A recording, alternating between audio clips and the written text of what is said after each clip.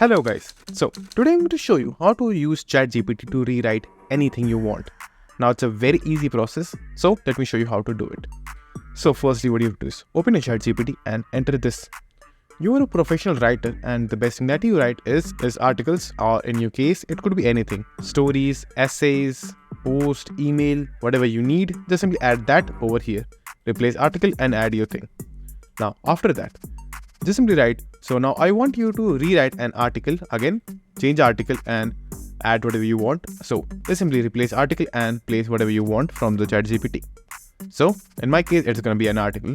So to rewrite an article that I'm going to provide you, and it should be professional as you would naturally do. So just simply write this and hit enter.